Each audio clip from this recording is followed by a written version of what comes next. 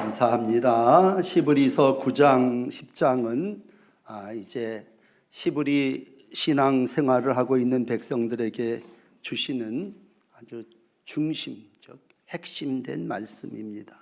9장에서 장막과 성서 또 율법, 제도, 제사 그런 말씀을 하셨는데 이런 것들은 다 오늘 10장 1장에 와서 장차 오는 좋은 일의 그림자다 그렇게 말씀하십니다. 율법은 장차 올 좋은 일의 그림자일 뿐이다. 참 형상이 아니라는 거죠. 그러므로 해마다 드리는 제사로 온전하게 될 수 없게 됐습니다.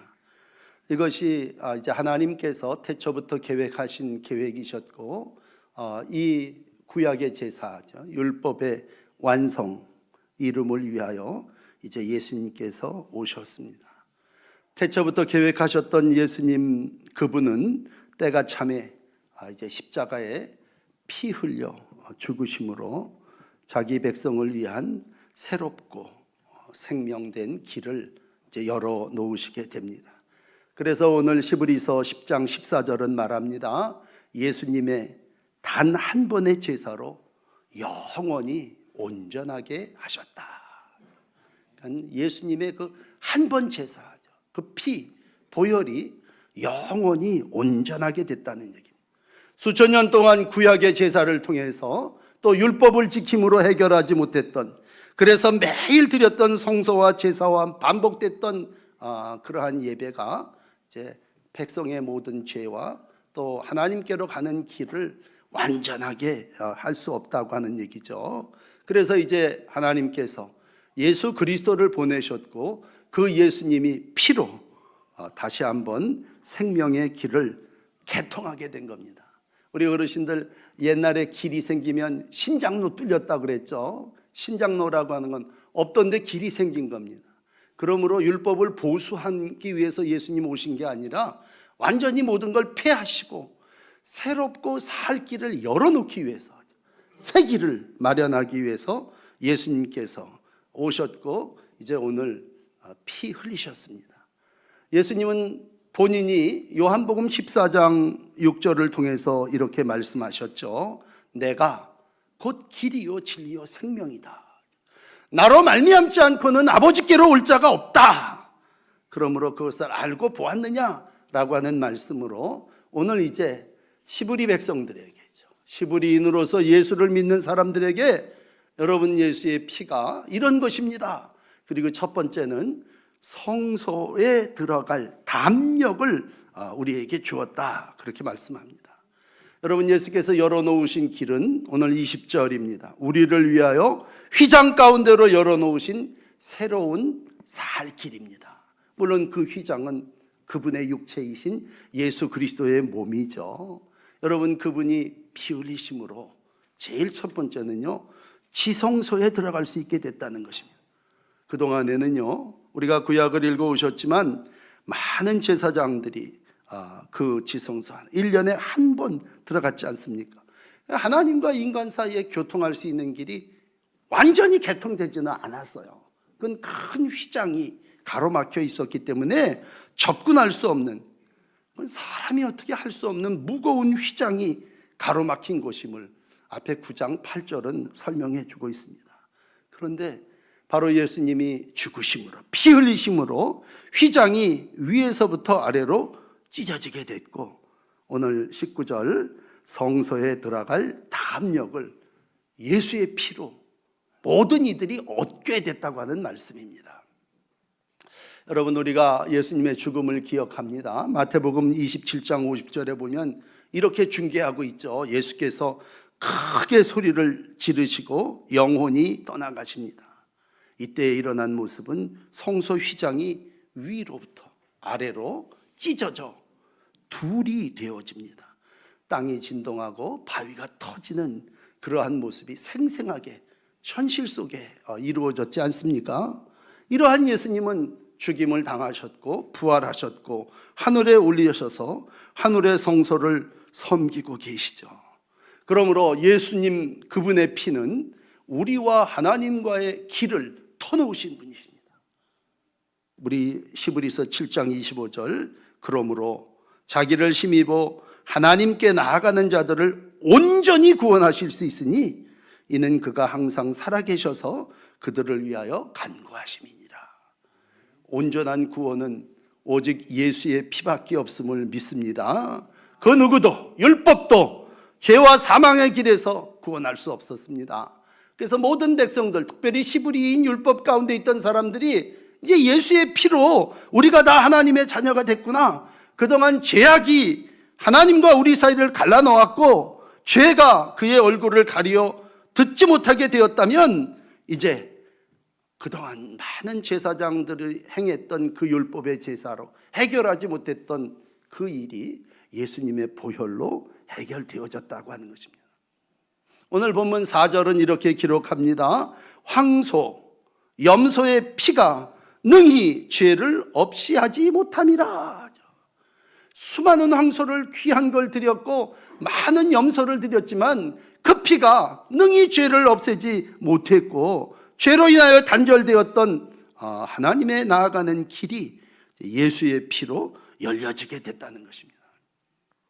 그래서 사도행전 4장 12절은 기록합니다. 다른 이로서는 하나님께 나아가는 길 구원받을 수 없나니 천하 사람 중에 구원을 받을 만한 다른 이름을 우리에게 주신 일이 없습니다 말씀하십니다. 그러니까 오직 하나님께로 가는 길은 예수, 그 이름밖에 없습니다. 우리 하나님 다른 이름을 주신 적이 없습니다. 그러므로 오늘 많은 시브리 사람들이 처음에는요 의욕을 가지고 예수님을 믿었어요. 그렇지만 시간이 지나면서 오신다는 예수님 오시지 않으니까 그들이 율법에 다시 돌아가야 되지, 유대주의로 돌아가야 되지 않느냐, 또 문 열고 나가면 헬라 다원주의 사상 가운데 살고 있는 사람들에게로 나가서 우리가 세상 속에서 다른 일들을 찾아야 되지 않겠느냐, 배교와 또 온갖 사이비가 가득할 때에 다른 이름은 없다, 다른 이로서는 구원을 받을 수 없다. 그러므로 여러분, 우리가 이단에 빠지지 않는 한 건, 그건 오직 예수만이 나를 구원한다. 예수님 아니고 다른 이름으로는 구원받을 수 없다. 이 사도행전 4장 12절 한 절만 붙잡으신다면요, 아마 누구도 하나님의 교회로 가는 분 없을 것입니다. 누가 어머니의 하나님을 믿고 누가 이만희를 믿겠어요? 다른 이름 주신 적 없는데 오직 예수, 그분의 피로만 하나님께로 나가는 새롭고 산 길이 열려졌습니다. 그건 바로 그 피로 휘장이 되어 육체가 죽으심으로 오늘 성소와 지성소 사이를 가로막혔던 길을 뚫으신 분이 우리 예수님이시고, 그 예수님의 피가 오늘도 저를 하나님께 나가게 해주신 줄 믿습니다. 그러므로 두 번째, 우리 집을 다스리는, 여기 오늘 또라고 하는 말로 3번 나누어지는데요, 또라고 하는 말 속에 하나님의 집을 다스리는 큰 제사장이 계시다는 거예요. 그 큰 제사장은 누구시냐? 그분으로 인하여 우리가 마음의 뿌림을 받고 악한 양심으로부터 벗어나고 몸은 맑은 물로 씻음을 받게 됐다는 얘기입니다. 결국 예수의 피는 담대하게 하나님께로 나가는 믿음 갖게 됐습니다. 다시 구약으로 돌아간다면 출애굽기의 백성들은요 하나님을 보면 죽는 줄 알았어요. 멀리서 경배했어요. 어떤 경우는 신을 벗고 하나님 앞에 서라고 할 때도 두려워했고, 사람들이 다 벌벌 떨면서요 모세를 뛰밀면서 모세 당신이 가서 하나님 음성을 좀, 출애굽기 20장에 보면 모세에게 부탁하는. 그건 뭐예요? 우리가 짐승의 피를 날마다 제물로 드렸지 않습니까? 오늘 생생하게 히브리 사람들은 그걸 기억하고 있는 거예요. 미가 선지자가 6장에 말씀한 것처럼 1년 된 송아지가, 천천의 수양, 만만의 죽어가는 이 짐승의 기름이 하나님이 기뻐하시는 것이냐? 이 얘기는 그동안에 드렸던 짐승의 수많은 황소와 1년 된 송아지와 양과 기름이 우리의 죄를 사할 수 없다고 하는 것입니다. 율법은 죄를 구원하는 힘이 없습니다. 율법에 의하여 드리는 제사는 온전한 제사가 아닙니다. 그게 오늘 9절의 말씀이죠. 그래서 매일 반복되는 제사를 드리면서도 근본적인 죄를 해결하지 못했습니다.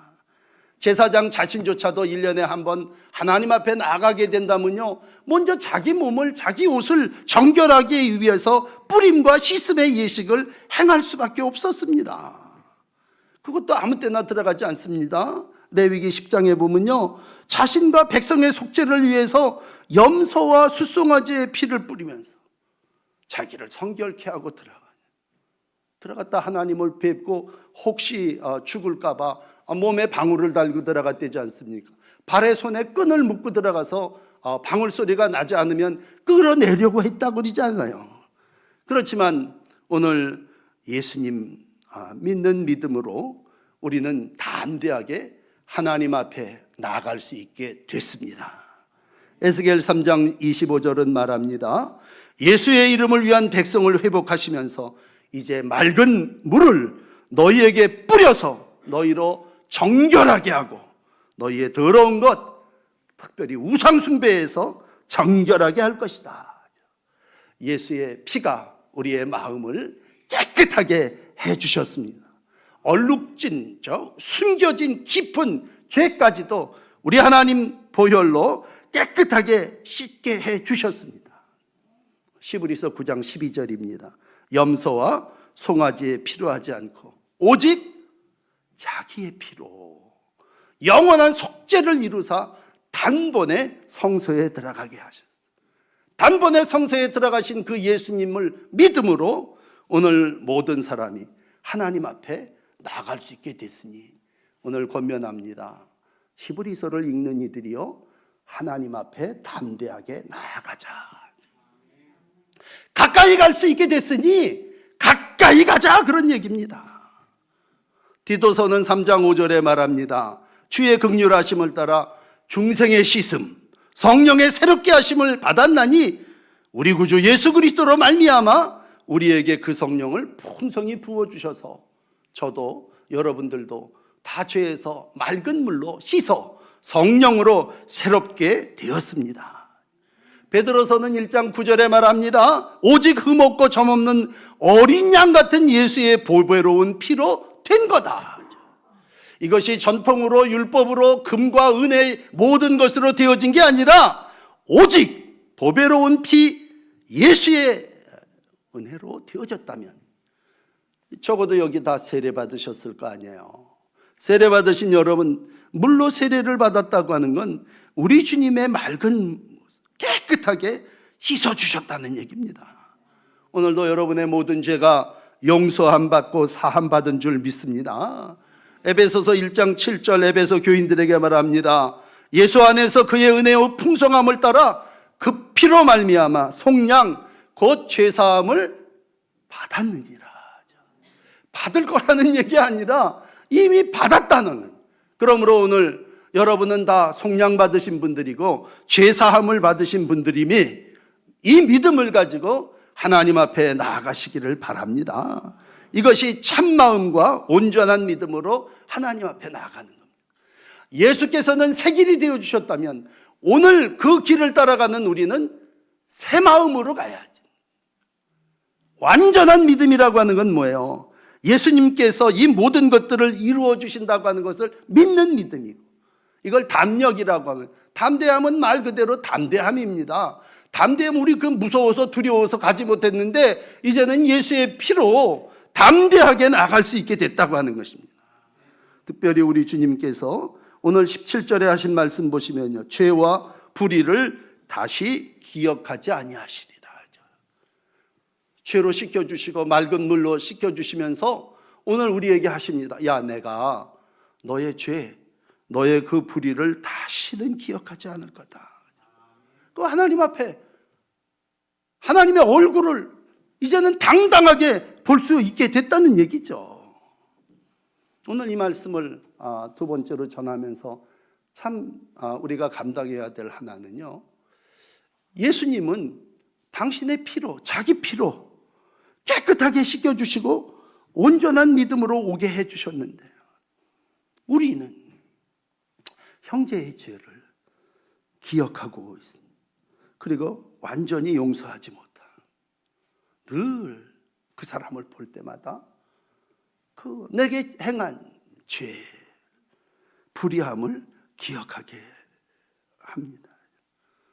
오늘 그러한 이들에게 말합니다. 야, 믿음이 없이는 하나님을 기쁘시게 못하나니 하나님을 믿고 하나님 앞에 나가는 자는 또한 자기를 찾는 자들에게 상 주심을 믿고 우리가 담대하게 하나님 앞에 나간다고 하는 것, 모든 걸 다 용서하고 용서받았으니 이제 하나님 앞에 나가서 믿음의 삶을 이루어가야 하지 않겠느냐.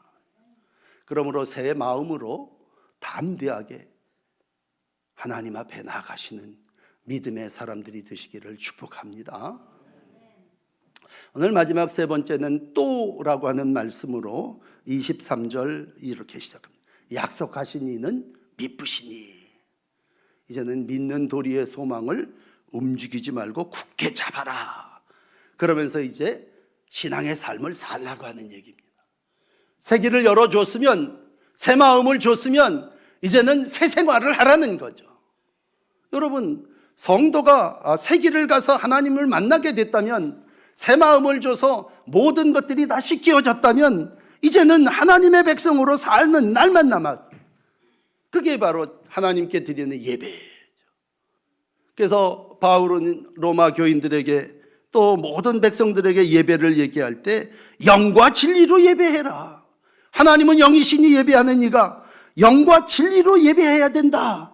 그렇게 말씀하면서 오늘 몇 가지 당부를 합니다. 그 첫 번째는요, 선행으로 서로 돌아보며 사랑으로 격려하라고 하는 말씀입니다.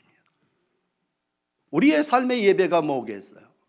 하나님 앞에 나가게 됐고 하나님이 우리에게 새 마음을 주셨다면 나는 이제 어떻게 살아야 되겠느냐라고 서로 돌아보라는 얘기입니다. 사랑과 선행으로 격려하라는 얘기입니다. 예수님 당시에요, 율법이에요. 율법사. 율법을 아주 그냥 철떡같이 지키는 율법사가 찾아와서 묻습니다. 그랬을 때 예수님께서 영생의 길을 이렇게 말씀하세요. 그 유명한 사마리아인의 비유인데 누가복음 10장에 보면 강도 만난 자가 여기 있다. 세 사람이 있다. 첫 번째 사람은 이 시브리 사람들의 최고인 제사장입니다. 제사장이 제일 먼저 보게 됩니다.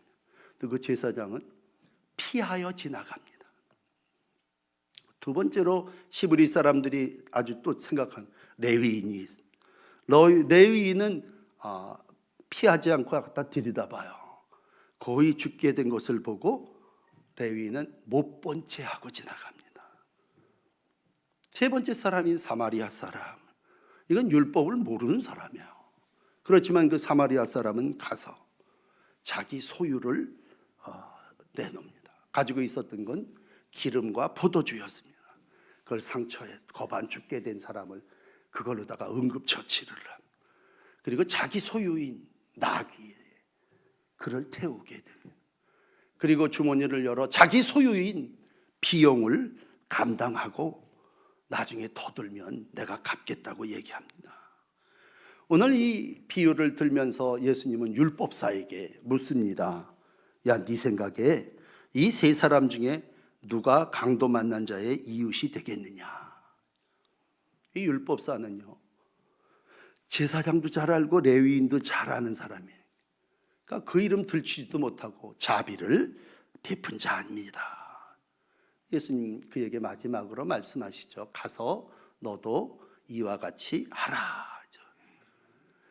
그 새 사람이 됐다고 하는 건 오늘도 하나님을 만나고 새 길을 터서 또 하나님이 우리에게 새 마음을 주셔서 새 생활을 한다고 하는 게 뭐냐?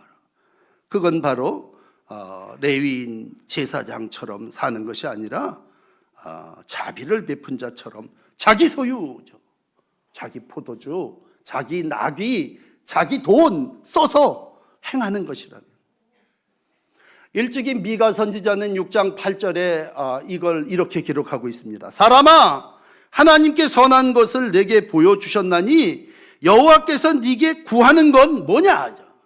오직 공의를 행하며 인자를 사랑하며 겸손히 하나님과 함께 행하는 거 아니겠느냐? 가서 이와 같이 행하는 일이 하나님이 원하시는 예배가 아니겠느냐? 라고 했을 때 새 생활은 사랑을 실천하며 서로 돌보는 겁니다. 어떻게 보면 보혈이 나를 새롭게 했다면 이제는 주 보혈을 우리가 어떻게 생활 속에 이루겠습니까?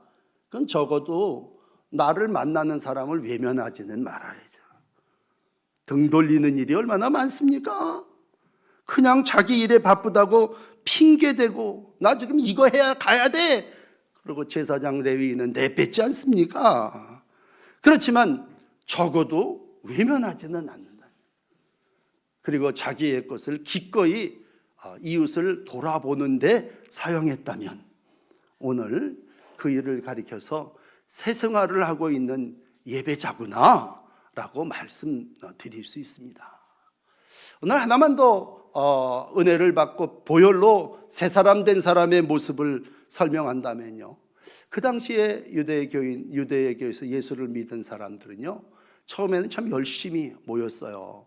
그렇지만 시간이 지날수록 자꾸만 모이기를 폐하게 됐습니다. 그들에게 오늘 말합니다. 야, 모이기를 폐하지 말아라. 어떤 사람들이라고 표현하면서 마지막 날 종말의 때에는 모이기를 폐하고 믿음을 버리고 배교하는 일이 일어날 테니까 어떤 사람들처럼 그렇게 하지 말고 열심히 모이라는 얘기죠. 그날이 가까울수록 서로 사랑하는 건 당연한 거고 하나님을 바라보며 예배하는 것은 당연한 거라면 오늘 신앙의 공동체 사람 속에서 어떤 이유라든지 하나님을 예배하는 걸 피하지 말고 하나님을 만나러 가야 한다는 얘기죠. 오늘도 많은 분들이 예배에 불참하십니다. 뭐 이유야 많죠. 이유 없이 예배 빠지는 사람이 어디 있습니까? 그런데 오늘 또 하나님은 미쁘시니라고 했을 때 하나님의 약속은 미쁨, 하나님의 약속은 변함이 없고 하나님의 약속은 신실합니다. 그렇다면 예배를 빠졌다는 얘기는 뭐예요? 약속을 어겼다는 거죠. 어떤 이유이든 그 핑계가 되는 그 말 속에 결국은 내가 예배를 드리지 못했다는 얘기는 하나님과의 약속을 폐했다는 얘기입니다. 뭐 배교까지는 가지 않고 오늘 이어지는 26절의 말씀이 이제 배교에 대한 가르침인데 배교까지는 가지 않더라도 모이기를 폐하는 이들과 같이 하지 말고 모이자는 얘기죠. 그날이 가까울수록. 그렇습니다. 여러분, 내가 약해도 내 안에 새 마음을 주신 우리 주님이 또 나를 하나님의 자녀로 삼아 휘장을 제끼고 구원의 길을 허락하신 그분이 나와 함께 계시면 여러분 약해도 모여 기도하고 예배하면 반드시 성령이 함께 하십니다. 마태복음 18장 20절은 말합니다. 그 수가 둘 셋이라 할지라도 내 이름으로 모인 곳에 나도 그들 중에 있느니라. 그러므로 아무리 작은 수가 모였다 할지라도요 거기에 예수의 이름으로 모이면 오늘도 하나님이 그곳에 함께 계십니다. 초대교회의 모습을 읽어드립니다. 사도행전 2장 46절이죠. 날마다 그들은 마음을 같이 했습니다. 성전에 모이기를 힘썼습니다. 기쁨과 순전한 마음으로 음식을 떼고 하나님을 찬송했습니다. 주께서 그러한 이들 속에 구원받는 사람들을 날마다 더하게 해주셨습니다. 이 모습이 점점 사라질 때에 점점 히브리서 백성들이 점점 모이기를 폐할 때에 오늘 주님은 다시 한번 히브리서를 통해서 백성들을 격려하십니다. 오늘 2주간 히브리서를 읽게 됐는데 지난주일 일곱장 앞에인 히브리서 3장을 읽었지 않습니까? 지난주 설교는 뭐예요? 함께 부르심을 받은 형제들아 대제사장인 예수를 깊이 생각하라. 생각나십니까? 대제사장인 예수를 깊이 생각하며 한 주간을 살았다면 그 대제사장인 예수님은 바로 피로 우리를 구원해 주셨고 피로 우리를 깨끗하게 해 주셨고 새 마음을 주셨고 우리로 새 생활을 살게 해 주셨습니다. 그렇다면 이제 부름받은 형제들아 서로 돌아보며 사랑과 선행으로 격려하라. 교제하라는 얘기죠. 부름받은 성도들아 모이기에 힘써 하나님을 예배하라. 담대하게 주님 앞에 나가 주의 임재 앞에 예배하시고 형제를 사랑한다면, 우리가 삶은 두 가지죠. 하나님 사랑, 이웃 사랑이라면 하나님을 예배함으로 하나님 사랑한 고백을 드리는 거고, 이웃을 선행으로 격려하며 형제 사랑을 이루어 나가는 것입니다. 예수의 피로 하나 된 거룩한 하나님의 백성으로서 오늘도 이렇게 예배하다 하나님 우편에 기다리신 그분을 만나시는 은혜가 여러분에게 있으시기를 축복합니다. 기도하겠습니다.